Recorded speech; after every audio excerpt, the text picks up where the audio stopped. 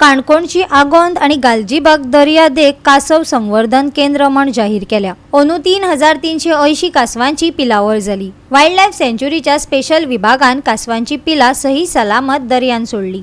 पळयात देविदास गावकाराचो रिपोर्ट। जेन्ना काणकोण तालुक्यातल्या आगोंद बिचाचेर आणि त्याच बरोबर गालजीबाग बिचाचेर कासव संवर्धन केंद्र म्हणून जेन्ना डिक्लेअर केले त्या वेळाचेर बऱ्याचशा जणांनी नाराजगी व्यक्त केल्ली। पण जसो काळ बदलत गेलो तसतसोच लोकांमदी जो गैरसमज आसा तो निवळ जायत चल्लो आणि कासवां बद्दल आयज सगळ्यात लोकां खातीर एक आपलेपणाची भावना निर्माण जायत चल्ल्या।